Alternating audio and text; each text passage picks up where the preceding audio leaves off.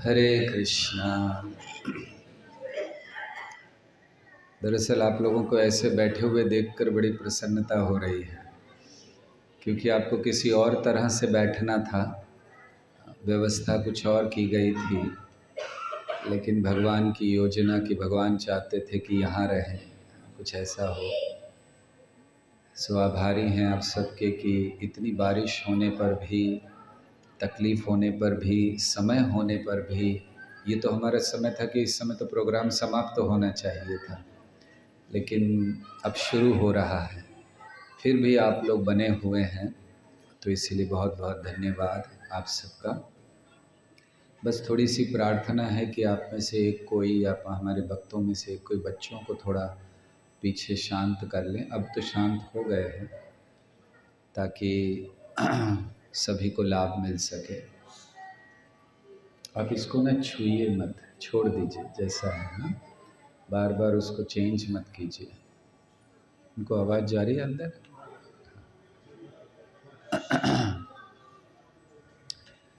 सो ये कार्यक्रम हम लोग करना चाह रहे थे बहुत अच्छे स्तर पर, हमने सुना बड़ी अच्छी ऊपर थोड़ी तैयारियां भी हुई थी, लेकिन इंद्रदेव ने थोड़ी कृपा ज़्यादा कर दी, बारिश बड़ी तेज़ कर दी अचानक।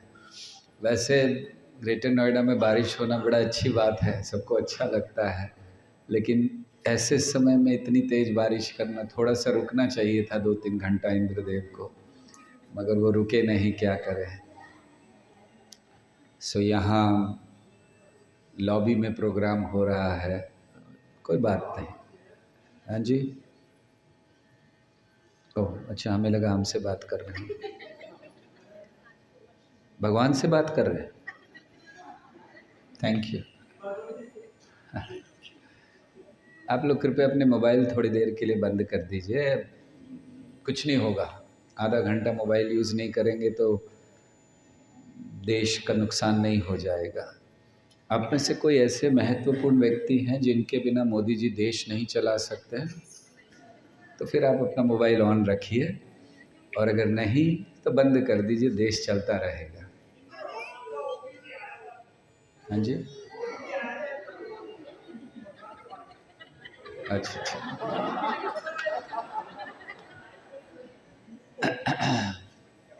सो हम लोग ये कार्यक्रम कर रहे हैं जन्माष्टमी के पहले का। अब जन्माष्टमी आने वाली है, तो हमने सोचा कि कई जगहों पर करना चाहिए, तो किसी ने हमसे कहा कि जन्माष्टमी के पहले क्या प्रोग्राम होता है। जन्माष्टमी होता है तो जन्माष्टमी करना चाहिए, या आप जन्माष्टमी के पहले का कार्यक्रम क्या कर रहे हो। तो हमने कहा जब लोग आजकल प्री वेडिंग सेरेमनी कर सकते हैं, प्री एंगेजमेंट सेरेमनी कर सकते हैं, तो हम लोग प्री जन्माष्टमी सेरेमनी क्यों नहीं कर सकते। और ये तो हम लोग साल भर कर सकते हैं। भगवान का नाम लेना, भगवान की कथाएं होना, ये तो बहुत सुंदर बात है। तो जब ये प्री जन्माष्टमी सेलिब्रेशन है, तो इसका अर्थ क्या होना चाहिए, इसका उद्देश्य क्या होना चाहिए। इसका उद्देश्य होना चाहिए कि जन्माष्टमी आने तक हमारी चेतना को हम कैसे बनाएं, हमारे मन को हम क्या सिखाएं, हमारे विचार कैसे हों, ताकि जन्माष्टमी को सही दृष्टि से मना सके। आजकल ऐसा हुआ है कि जितने भी हमारे उत्सव हैं, भारत में उत्सवों की कमी नहीं है, क्योंकि कहा जाता है कि उत्सवः मानवः प्रियः, मनुष्यों को उत्सव बहुत प्रिय है। तो भारत में बहुत से उत्सव होते हैं और सारे उत्सव भगवान से जुड़े हुए हुआ करते थे, लेकिन अब धीरे धीरे उत्सवों का असली अर्थ खो गया है। हम होली खेलते हैं किस लिए, एक दूसरे को रंग लगाने के लिए, शराब पीने के लिए, जुआ खेलने के लिए। भांग पीते हैं, शराब पीते, क्या पीते उससे, क्या पीते हैं, दोनों। आप लोग को सब पता है। सो होली मतलब भांग पीना और एक दूसरे को रंग फेंकना, बस यही हो गया है, उसका अर्थ चला गया। बच्चों को दिवाली का अर्थ नहीं पता, पहले तो पटाखे जलाना हुआ करता था, अब पटाखे मिलते भी नहीं हैं, शायद बंद कर दिया, सुप्रीम कोर्ट ने बैन कर दिया। मिलते हैं, मतलब सुप्रीम कोर्ट की तो कोई सुनता ही नहीं है। सार ये है कि हमारे जितने भी उत्सव हैं भारत में, पारंपरिक उत्सव, इनका उद्देश्य होता था कि हम उसके द्वारा भगवान के निकट आ सकें, फिर वो कोई भी उत्सव क्या ना हो। आप जानते हैं, हमने बहुत अजीब विचित्र बात सुनी कि लोग दिवाली की रात को जुआ खेलते हैं। यहाँ होता है? आप लोग कोई खेलते हैं? तो आप बताएंगे भी नहीं। लोग जुआ खेलते हैं, क्यों? हर दिवाली की रात पे। हमने कहा, हमने रामायण पढ़ी है वाल्मीकि की, हमने तुलसीदास जी की रामायण पढ़ी है, हमने अध्यात्म रामायण पढ़ी है जो ब्रह्म पुराण का हिस्सा है। कहीं पर ये नहीं लिखा कि रामचंद्र जी जब वापस आए उन्होंने भरत से कहा कि आओ दो दो हाथ हो जाए। कहीं पर नहीं लिखा है। ये नई प्रथा कहाँ से आ गई?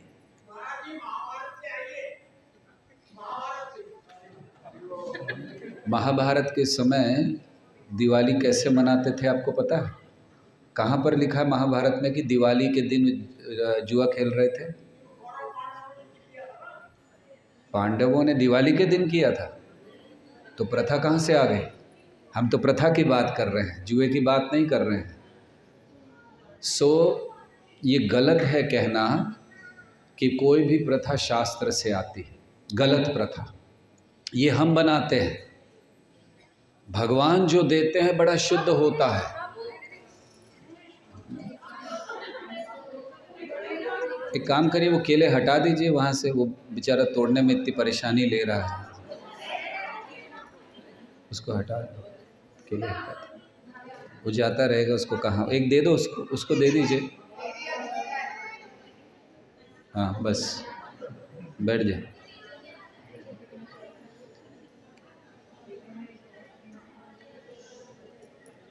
ये एक और महत्वपूर्ण चीज़ है, हमें जहाँ समय मिलता है हम बोलना शुरू कर देते हैं हंस बस। बहुत कंट्रोल करना पड़ता है आप लोगों को कि 2 घंटा बोलना नहीं है, 1 घंटा बोलना नहीं है। खैर, तो हम भी जानते हैं आपके अंदर इतनी शक्ति तो नहीं है कि आप 1 घंटा नहीं बोले, लेकिन थोड़ा सा देर शांत रहिए। तो ऐसी कोई प्रथा शास्त्र से नहीं आती जो गलत है। भगवान शुद्ध चीज़ें देते हैं। जैसे भगवान ने अंगूर दिए खाने के लिए, मनुष्य ने उसको सड़ाकर शराब बना दिया और फिर कहा कि ये तो नेचुरल है, भगवान की देन है। भगवान ने कौन से पेड़ में, अंगूरों के पेड़ में वो वाइन, या क्या कहते हैं उसको, अंगूर से जो बनता है, वाइन ही ना? वाइन पक्का? आपको कैसे पता? बाद में मिलना आप हमसे, ठीक है? अंगूर को सड़ा, अब वो पूछेंगे प्रभु जी आपको कैसे पता लगा?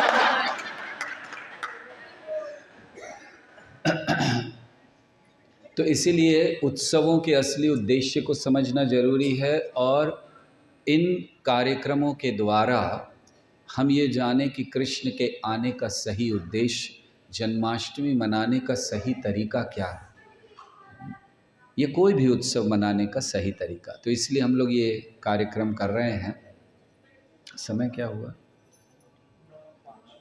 9:05। कितनी देर आप लोग सहन कर सकते हैं हमें, अर्थात कितनी देर बैठ सकते हैं, तो हम उस हिसाब से बोलें। बहुत देर हो गई है, पहले नहीं पूछते हम, लेकिन अब पूछना पड़ रहा है बहुत देर। बहुत बहुत धन्यवाद।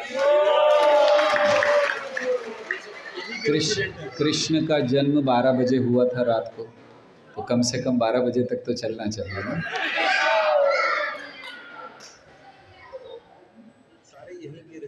अच्छा, सब लोग यहीं रहते हैं, फिर तो कोई प्रॉब्लम नहीं।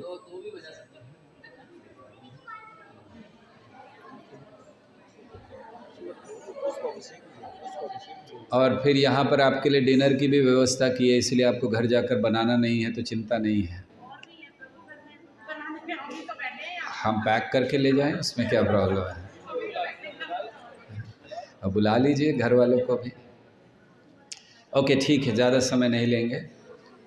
तो हम कैसे जन्माष्टमी मनाएं, कैसे अपने मन को बनाएं, चेतना को कैसे शुद्ध करें, उसका एक तरीका है कि श्री कृष्ण के जन्म से पहले जो स्थिति थी, जो घटनाएं हुई, जो लीलाएं हुई, उनको सुनकर और उनसे हम कुछ सीख सकते हैं और धीरे धीरे अपने मन को, अपने विचारों को कृष्ण में लगाने का प्रयास कर सकते हैं। इसको कुछ चाहिए? अच्छा, वो पूरा ही रख दीजिए इसके सामने, कोई प्रॉब्लम नहीं। हाँ, रख दीजिए। इसको केला इतना पसंद है।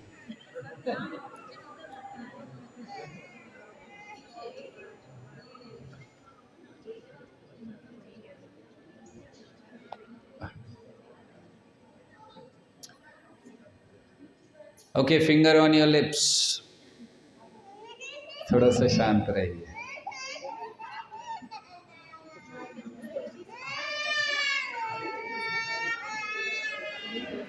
कृष्ण कृष्ण हरे हरे, हरे राम राम राम।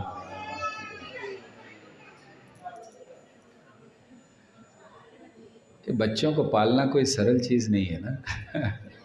आप लोगों के अंदर भगवान ने बड़ी शक्ति दी है। हम लोग तो 5 मिनट में डिस्टर्ब हो जाते हैं इन लोगों से।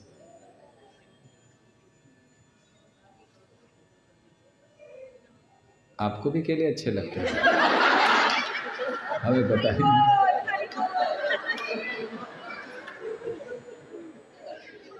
हरे कृष्ण।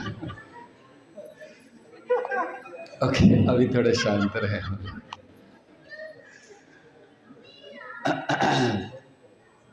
तो थोड़ी सी चेतना कृष्ण की बनाने के लिए हमें कृष्ण के जन्म के पहले जो लीलाएं हुई उससे सीखते हुए अपने विचारों को बदलना है। फिर जन्माष्टमी मनाने का सही अर्थ और सही तरीका हम समझ पाएंगे। तो आज हम उसको कहेंगे, लेकिन थोड़ा सा कृष्ण के जन्म के पहले की स्थिति को कहकर फिर इसका वर्णन करेंगे। तो श्रीमद् भागवतम इसके 10वें स्कंद में, 10वें स्कंद में, 12 स्कंद है श्रीमद् भागवत के, भागवत कथा में होता है। 10वें स्कंद में प्रारंभ हुआ 10वां स्कंद। परीक्षित महाराज प्रश्न पूछ रहे हैं। परीक्षित महाराज ने पूछा, आप सब भागवत तो जानते हैं कि भागवत क्या था, परीक्षित कौन है, सुखदेव गोस्वामी कौन है, किन्होंने भागवत कही, ये सब तो जानते हैं ना, कि नहीं जानते हैं, कि समझाएं? सब जानते हैं, भागवत कथा सुनी होगी आपने कभी। तो 10वें स्कंद का प्रारंभ हुआ, 4 दिन हो गए थे कथा सुनते सुनते। और कैसे सुन रहे थे सुखदेव गोस्वामी? केला खाते हुए नहीं सुन रहे थे वो। सुखदेव गोस्वामी को पॉपकॉर्न और कोल्ड ड्रिंक नहीं दी गई थी साथ में कि भाई ये लेकर जब भूख लगे। 4 दिन से भूखे थे, न खाया न पिया न सोए, केवल श्रवण कर रहे थे। तो चौथे दिन जब 10वां स्कंद प्रारंभ हुआ और सुखदेव गोस्वामी से उन्होंने प्रश्न किया। प्रश्न क्या किया, कहना चाहिए सुखदेव गोस्वामी को वो कह रहे थे कि अब आप मुझे क्या सुनाइए। तो उन्होंने प्रश्न किया कि बहुत धन्यवाद दिया सुखदेव गोस्वामी, आपने मुझे चंद्रवंश की बातें बताई, सूर्यवंश की बातें बताई, राजाओं का वर्णन किया, सृष्टि का वर्णन किया, बहुत कुछ हो गया। अब कृष्ण का वर्णन कीजिए, अब कृष्ण कथा सुनाइए। अर्थात सुखदेव गोस्वामी को परीक्षित महाराज कह रहे थे कि बाकी सारी लीलाएं, बाकी सारी कथाएं बहुत महत्वपूर्ण हैं, लेकिन उन सब में श्रेष्ठ है कृष्ण की कथा, क्योंकि उनका झुकाव कृष्ण की ओर है, क्योंकि वो कृष्ण की स्थिति को जानते हैं। तो इसीलिए उन्होंने कहा कि अब कृष्ण की कथा सुनाइए, और किसे सुनाना चाहिए और किसे सुनना चाहिए ये भी वो बताते हैं। बहुत सुंदर बात वो कहते हैं, निवृत्त तर्षैरुपगीयमाना भवौषधा श्रोत्र मनोभिराम कौत्तम श्लोक गुणानुवादा पुमान् विरजेत विना पशुघ्ना। बहुत सुंदर बात, हमारे लिए बहुत समझने की बात उन्होंने कही। सबसे पहला शब्द ही उन्होंने कहा, निवृत्त तर्षे। किसे बोलना चाहिए भागवत? और किसे सुनना चाहिए भागवत, कृष्ण की कथा। इसको परीक्षित महाराज कह रहे हैं निवृत्त तर्षय। वो कहते हैं कि कौन लोग आनंद लेते हैं, जिनके हृदय से तृष्णाएं दूर हो गई। तृष्णाएं दूर होना मतलब हम लोग इस जगत में रहते हैं ना, तो बहुत सारी इच्छाएं हैं, बनी हुई हैं। इच्छाओं की कमी है कोई? अगर आप में से किसी एक को भी यहाँ पर खड़ा कर दिया जाए कि अगले 1 मिनट में इच्छाएं बताओ अपनी, तो कितनी इच्छाएं बताओगे आप? हाँ, 1 2 3, बहुत सारी। हमारे इच्छाओं की कोई कमी नहीं है इस जगत में। लेकिन ये इच्छाएं क्या हैं? ये इच्छाएं केवल कुछ थोड़ा सा आनंद लेने के लिए है इस जगत में, कि हमें बस थोड़े समय के लिए आनंद मिल जाए। परीक्षित महाराज कहते हैं कि ऐसे आनंद के पीछे भक्त नहीं भागता है। निवृत्त तर्षय, वो ऐसे आनंद के पीछे भागता है जो कभी समाप्त नहीं होता। आप सोचिए, आपने कभी कल्पना की कि हम एक ऐसे स्थान पर पहुंच जाएं जहां जन्म नहीं होता, जहां मृत्यु नहीं होती, जहां बुढ़ापा नहीं आता, जहां बीमारियां नहीं आती, केवल आनंद ही है? कभी कल्पना की ऐसे स्थान की? आप सबने की या नहीं की होगी। वो गाना सुना था, आज चल के तुझे मैं लेके चलूं एक ऐसे गगन के तले, जहां गम भी ना हो, आंसू भी ना हो, बस। ऐसा कोई स्थान है इस जगत में? हमें बताइए। ये पूरी दुनिया में ऐसा कोई स्थान है? हर जगह दुख है ही ना। लेकिन एक स्थान है जो इस जगत के परे है, भगवान का धाम। तो निवृत्त तर्षय ऐसे व्यक्तियों को कहा गया है जिन्होंने सोच लिया कि ये छोटा छोटा आनंद नहीं चाहिए मुझे बड़ा आनंद चाहिए, वो आनंद जो कभी खत्म नहीं होता। ऐसे आनंद को लेना है, ये खत्म हो जाने वाला आनंद है, फिर कष्ट आता है ना। हमारा आनंद कैसा है आप जानते हैं? एक दुख चला गया, दूसरा आने वाला है, हम बीच में बैठे हैं और हम कहते हैं बड़े आनंद में हैं, क्योंकि अभी दुख नहीं आया, फिर दुख आ जाता है। जब कोविड आया था हम लोग सब दुखी थे, हाय हाय हाय कोविड आ गया, कुछ हो ना जाए। अब कोविड चला गया, हम लोग भूल गए, फिर दूसरा कोई आने वाला होगा पीछे, हैं? अब डेविड आ जाएगा तो कोई ना कोई आना है, राइट। तो इसीलिए ऐसे आनंद को लेना चाहिए जो कभी खत्म नहीं होता, और वो भगवान के धाम में है। इसलिए कथा किससे सुननी चाहिए? हम लोगों को बड़ा आनंद आता है कि अगर कथा हो और साथ में 2-4 गाने हो जाएं उसके अंदर, राधा ढूंढ रही किसी ने मेरा श्याम देखा, या श्याम चूड़ी बेचने आया। जब तक ये नहीं है मज़ा ही नहीं आता कथा में, राइट। हम लोग गाने वाले हैं कि नहीं? श्याम चूड़ी बेचने आया, सब कथा में आनंद नहीं आता। आपने सुना है भागवत में जब सुखदेव गोस्वामी कथा कर रहे थे, उनके साथ के सारे वो म्यूजिक लेकर चल रहे थे, और हर 5 मिनट में सुखदेव गोस्वामी कहते थे राधा ढूंढ रही किसी ने मेरा ना श्याम देखा। कोई गाना नहीं गाया उन्होंने पूरे 7 दिन में। और जो भागवत कथा करते वो गाना ज़्यादा गाते, कथा कम करते, है ना। और हमें भी आनंद आता है, क्यों?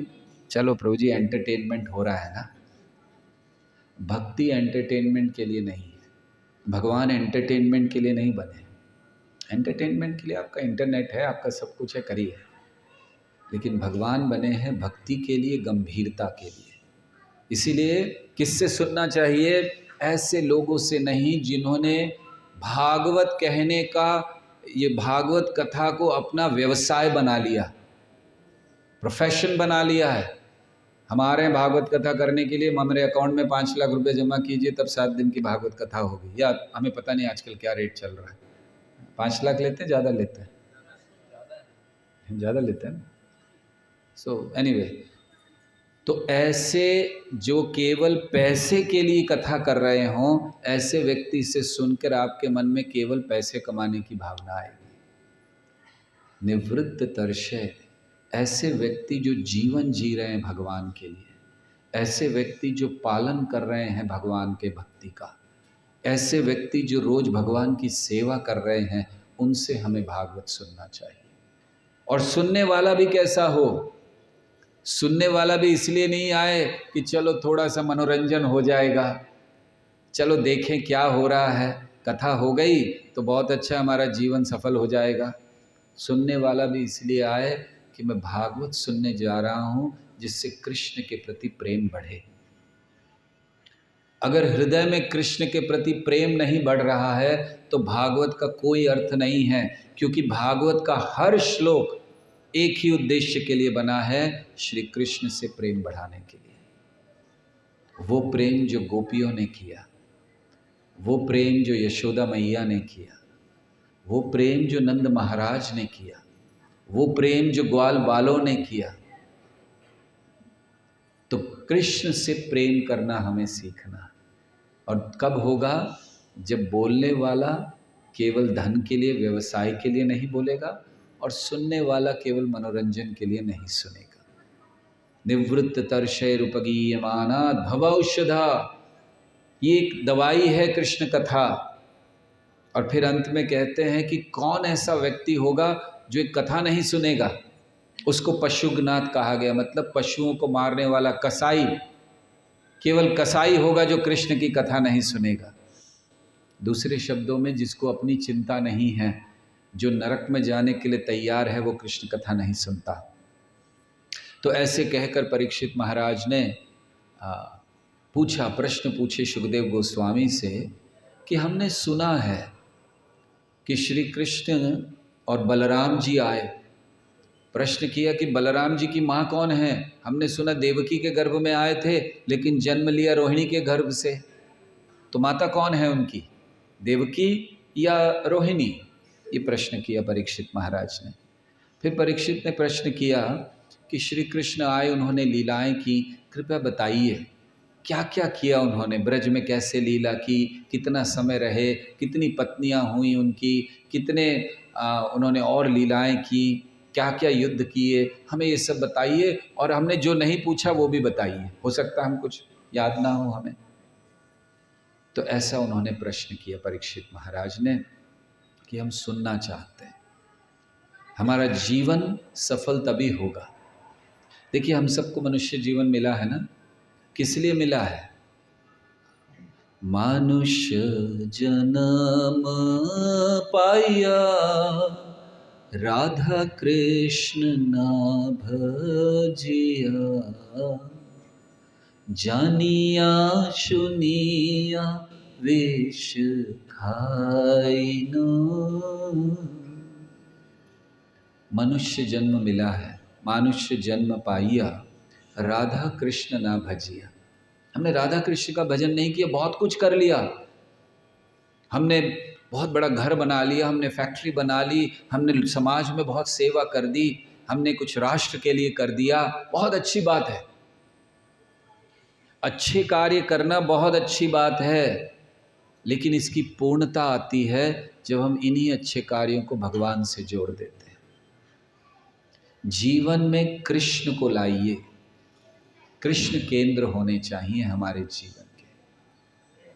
तो ऐसे परीक्षित ने ये प्रश्न किए तो सुखदेव गोस्वामी अब बोलने लगे। सुखदेव गोस्वामी बड़े प्रसन्न हुए ये प्रश्न सुनकर। सुखदेव गोस्वामी ने कहा कि ठीक है, आपने बहुत सुंदर प्रश्न किए हैं, मैं आपको बताता हूँ जो आपने प्रश्न किए। तो ये जो पूरा भागवतम का 10वां स्कंद है, इसमें 90 अध्याय है और सबसे बड़ा स्कंद है ये। 90 अध्याय हैं और इन 90 अध्यायों में पहले 4 अध्याय तो ब्रह्मा जी की प्रार्थना, भगवान का जन्म इत्यादि में चले जाते हैं। 5वें अध्याय से लेकर 40वें अध्याय तक कृष्ण की ब्रज की लीलाओं का वर्णन है। बहुत सुंदर वर्णन कृष्ण की ब्रज की लीलाओं, बाल लीलाएं, अन्य लीलाएं जो भी उन्होंने की। फिर 41वें अध्याय में कृष्ण चले जाते हैं मथुरा। 40 में ही जाना प्रारंभ कर देते हैं। 41 से मथुरा की लीला है और 41 से लेकर 51 तक मथुरा की लीला 11 अध्यायों में कही गई है।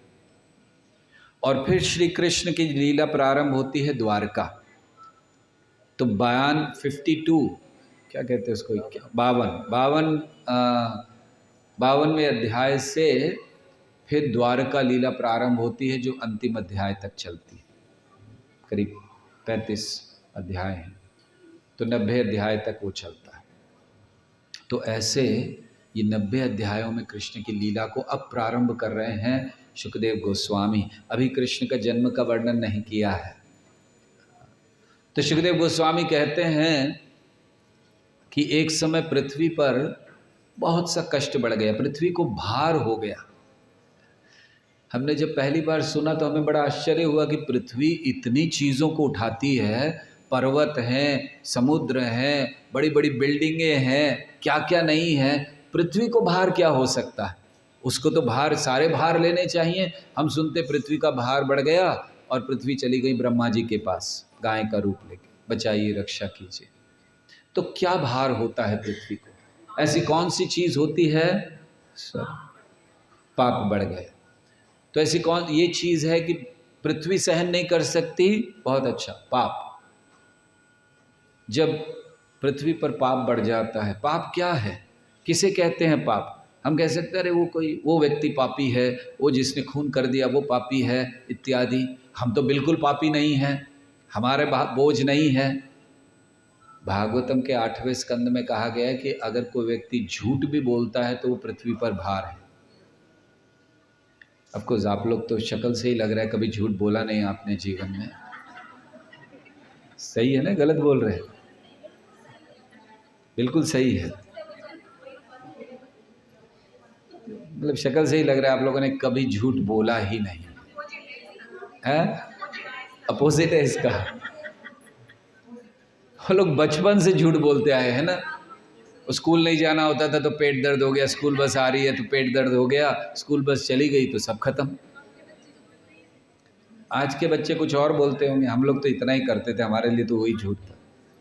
आजकल पता नहीं क्या, आजकल बच्चे क्या झूठ बोलते हैं? अच्छा, माँ समझ जाती है क्योंकि वो कर चुकी है, इसलिए नए नए आइडियाज। बहुत अच्छा, वेरी नाइस। तो नए नए आइडियाज निकालते हैं बच्चे झूठ बोलते। एनीवे, हम लोग बचपन से झूठ बोल रहे हैं, आज भी बोल रहे हैं, है ना। और आजकल तो बहुत ज़्यादा हो गया जब से मोबाइल आ गया है ना। व्यक्ति कहीं पर भी होगा, कई बार हम लोगों के साथ भी हो जाता है, हम लोग मंदिर से निकलते हैं, जहाँ पहुँचना है वह 20 मिनट लगने वाला है, लेट हो गया, फ़ोन आ जाता है तो गाड़ी चलाने वाले कहते हैं बस 2 मिनट में पहुँच ही रहे हैं। अरे हम कहते हैं अभी 20 मिनट लगना है, बस अभी पहुँच रहे हैं, उसको क्या पता कहाँ पर है। तो मोबाइल के बाद तो बड़ा झूठ हो गया। एक बार किसी को फ़ोन आया, उसने फ़ोन उठाया तो व्यक्ति ने कहा कि आपसे मिलने आ रहा हूँ घर पर, बस 5-10 मिनट में पहुँचूँगा, आप घर पर रुकिएगा। तो उस व्यक्ति ने कहा नहीं नहीं नहीं, मैं घर पर नहीं हूँ, मैं बाहर हूँ, 1 घंटा लगेगा मुझे आने के लिए घर पर।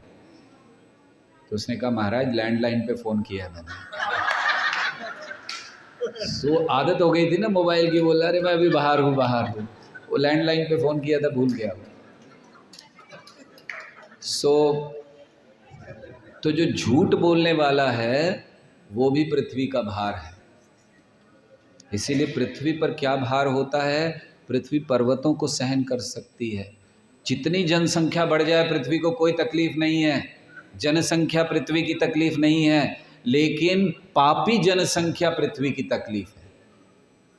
तो जब पाप बहुत बढ़ गया, और पाप क्या होता है? लोग धोखा देते हैं, झूठ बोलते हैं, धन कमाने के लिए जो चाहे वो करते हैं।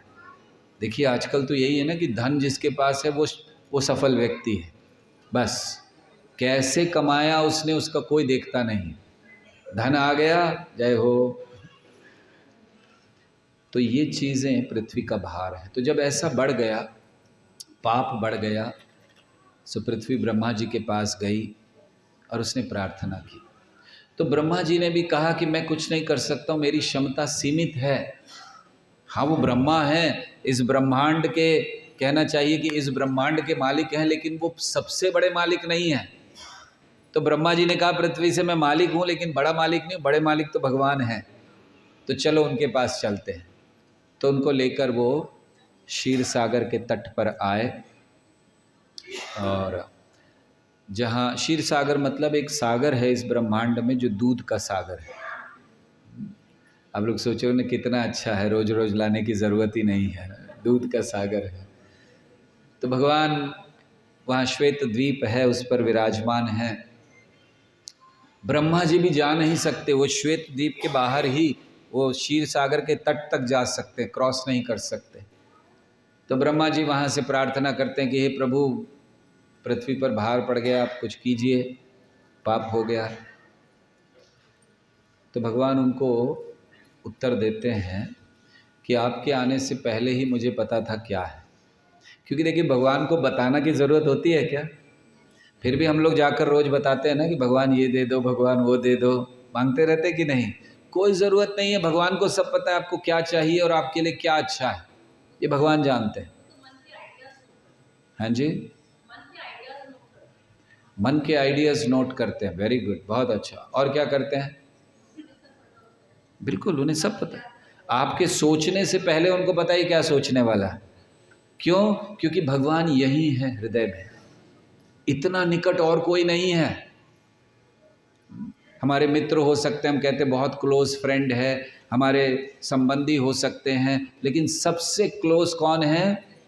श्री कृष्ण हृदय में है। और आज से नहीं है, हर जन्म में आपके साथ थे। बताइए ऐसा कौन सा मित्र है जो हर जन्म में आपके साथ था?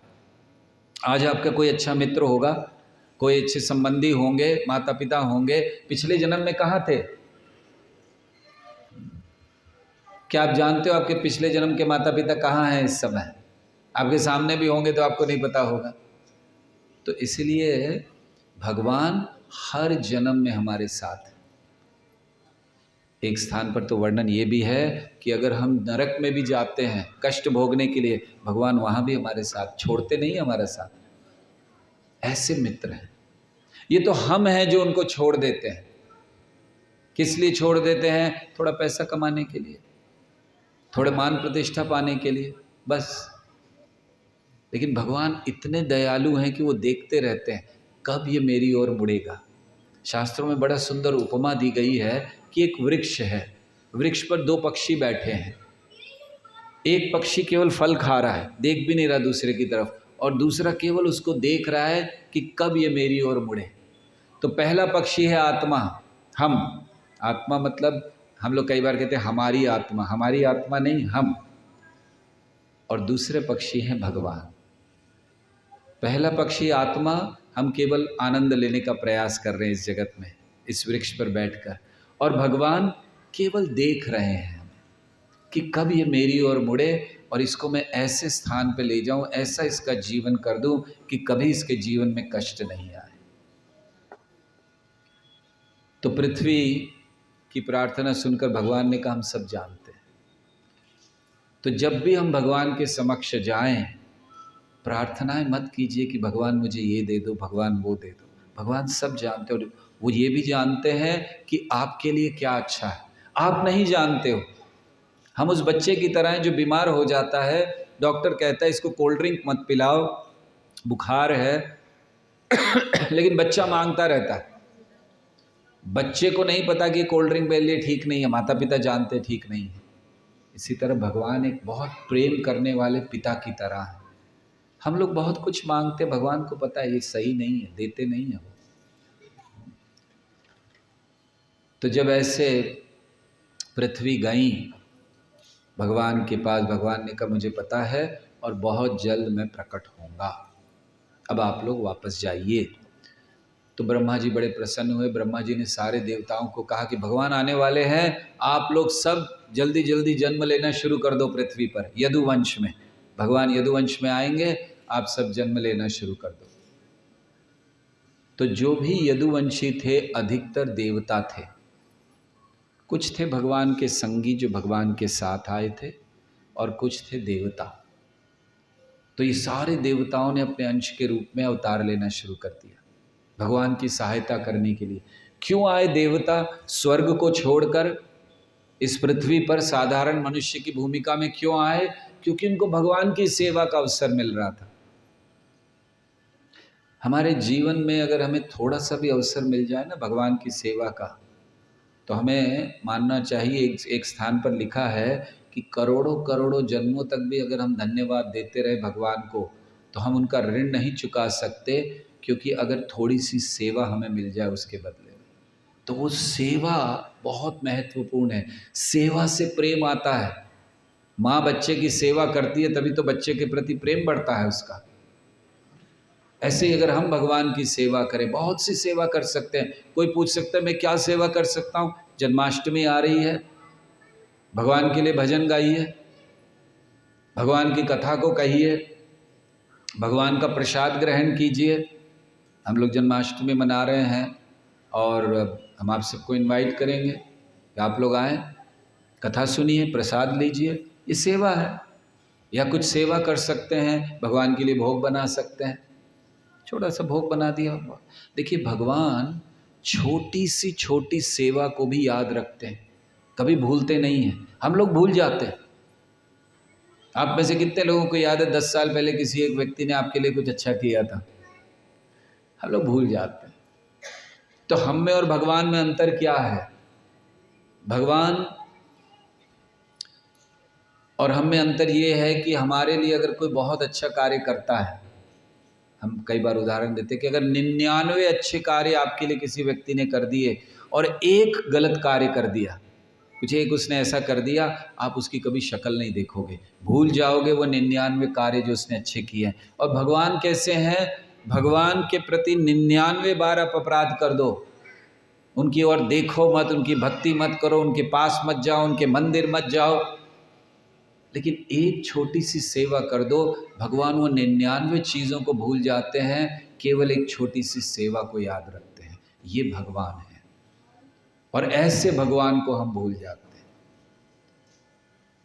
तो इसीलिए जब भगवान ने कहा कि मुझे पता है और मैं अवतार लूँगा, तो देवता आए अपनी अपनी सेवा करने के लिए। उनकी इच्छा थी कि हमें भी अवसर मिल जाए। देखिए भगवान की सेवा करना ये कितना बड़ा कार्य है। अगर आज आप लोगों को ये कहा जाए कि आपको अवसर है, आप लोग आकर देश के प्रधानमंत्री के साथ कुछ समय बिता सकते हैं या कुछ उनके लिए कर सकते हैं, आपको अच्छा लगेगा कि नहीं? कि आपको लगेगा नहीं जाना है? कौन प्रधानमंत्री? ऐसे कहोगे आप? लोग भागते हैं प्रधानमंत्री से, चीफ मिनिस्टर से मिलने के लिए, अपॉइंटमेंट नहीं मिल रहा है। अब कृष्ण कौन है? ये प्रधानमंत्री तो एक देश के प्रधानमंत्री हैं, और ये देश एक कॉन्टिनेंट में है, एक कॉन्टिनेंट एक ग्लोब पर है। ऐसे असंख्य ग्लोबों के स्वामी हैं श्री कृष्ण। उनकी सेवा का अवसर मिले तो कौन छोड़ेगा? तो सभी देवताओं ने जन्म लिया और अब तैयारी हो रही है श्री कृष्ण के आने की। मन को तैयार करना है। समय क्या है? अब हम आज का प्रवचन शुरू करने जा रहे हैं। ये तो भूमिका थी केवल, कैसे मन को तैयार करना है। लेकिन समय भी बहुत हो रहा है। हैं? FIR कर देंगे। आप लोग क्या करोगे अगर हम थोड़ी देर और बोलते रहे? कांच वाँच तोड़ दोगे यहाँ के? क्या होगा? हमें ये विश्वास है एक व्यक्ति तो बैठे रहेंगे पक्का, जब अगर हम थोड़ा बोलेंगे। Thank you. लेकिन हम इतना भी नहीं बोलेंगे कि बाकी पीछे से सब जाना शुरू कर दें। ऐसा नहीं होना चाहिए। एक व्यक्ति तो बैठना चाहिए ना। एक बार एक व्यक्ति प्रवचन कर रहे थे, उनका प्रवचन इतना अच्छा था कि सब लोग उठ के जाने लगे पीछे से। किसी को रुचि नहीं थी, सब जाने लगे। धीरे धीरे एकदम खाली हो गया, एक व्यक्ति एकदम आगे बैठा रहा, बिल्कुल पक्का। तो प्रवचन के बाद वो नीचे उतरे और उन्होंने कहा तुम महान हो। तो उसने कहा क्यों, क्या हो गया? बोले सब चले गए उठकर, तुम हिले नहीं, इतनी रुचि है तुम्हें भगवान की कथा में। उसने कहा भगवान की कथा में क्या रुचि है, टेंट वाला हूँ भैया, जा ही नहीं सकता जब तक आप नहीं उठे। आपका टेंट का काम तो नहीं है? सो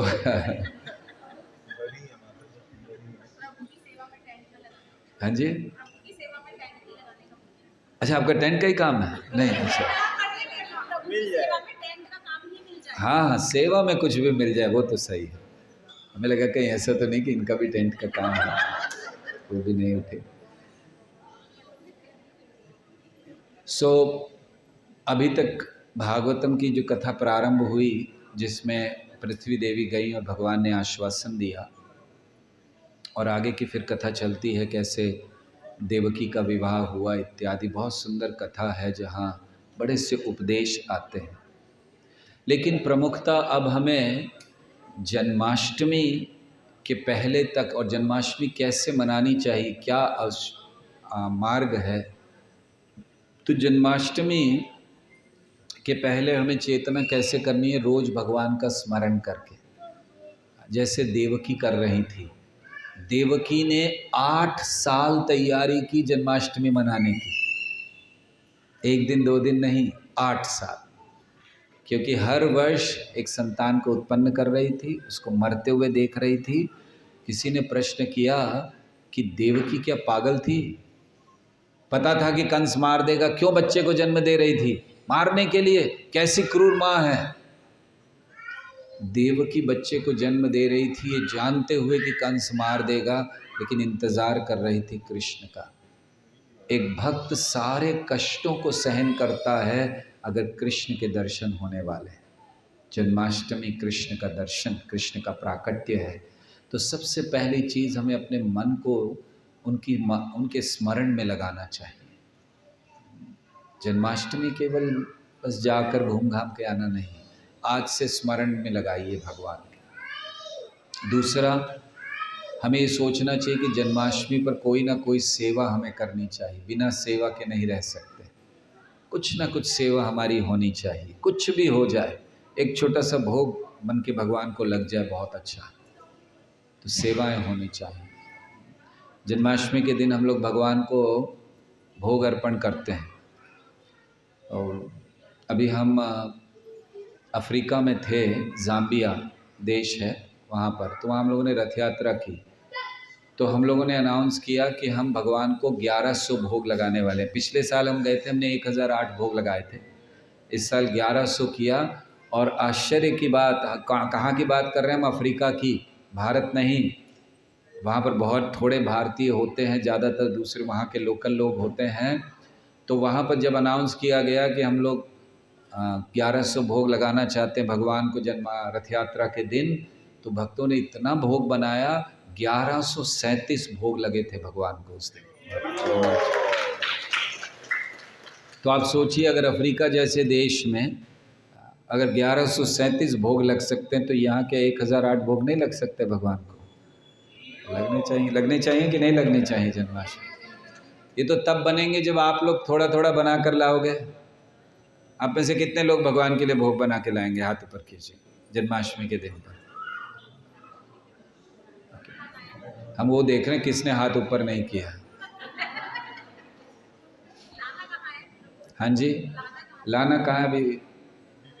अभी समय है, आपको इन्फॉर्मेशन आती रहेगी जन्माष्टमी की, लेकिन बनाइएगा ज़रूर। आप सबने हाथ उठाया, भगवान ने देख भी लिया किस किसने हाथ उठाया। अब भोग बनना चाहिए, ठीक है?